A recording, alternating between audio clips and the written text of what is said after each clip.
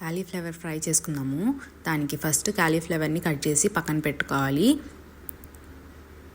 తర్వాత వాటర్ని బాయిల్ చేసుకొని కాలీఫ్లవర్ని దాంట్లో వేసుకొని ఉంచుకోవాలి. ఇలా చేయటం వల్ల కాలీఫ్లవర్లో ఉన్న పురుగులు ఇవన్నీ చచ్చిపోతాయి. సో కొంచెం సేపు ఇలా వేడి నీళ్ళలో వేసి పెట్టుకుందాము. కొంచెం సేపు ఆగిన తర్వాత వీటన్నిటిని వడగట్టేసుకొని పక్కకు తీసి పెట్టుకుందాము.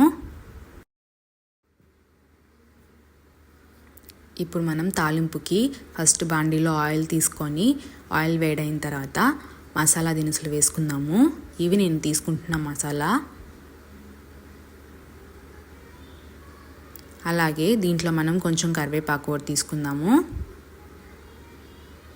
ఆయిల్ వేడయ్యాక ఈ మసాలా దినుసులు కరివేపాకు మొత్తం దాంట్లో వేసుకొని వేయించుకుందాము. ఇలా వేగుతూ ఉండగా మనం వడకట్టి పెట్టుకున్న కాలీఫ్లవర్ని ముక్కలు కూడా దీంట్లో వేసేసుకుందాము. వేసుకున్నాక ఇలాగా ఈ తాలింపు అంతా ముక్కలకి బాగా పట్టేలాగా మసాలా అంతా పట్టేలాగా ఒకసారి కలిపేసుకుందాము. ఇలా కలుపుకున్నాక కావలసినంత ఉప్పు చల్లుకుందాం.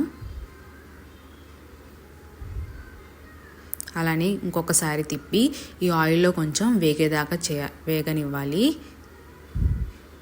ఇలా వేగితే టేస్ట్ బాగుంటుంది. కొంచెం వేగాక దాంట్లో మనం కొంచెం కారం వేసుకుందాము. నేను ఒక 3 టేబుల్ స్పూన్స్ కారం తీసుకున్నాను. కారాన్ని ఇలా ముక్కలకి మొత్తం పట్టేటట్టు బాగా తిప్పుకుంటూ కలుపుకోవాలి. ఇలా కారం మొత్తం పట్టేసింది కదా ముక్కలకి. ఇప్పుడు మనం దీని మీద కొంచెం నీళ్లు చల్లుకొని మూత పెట్టేసుకొని పక్కన పెట్టుకుందాము. అలాగా ముక్కలన్నీ కొంచెం మెత్తపడాక మూత తీసేసుకొని సర్వ్ చేసేసుకుంటే కాలీఫ్లవర్ ఫ్రై రెడీ.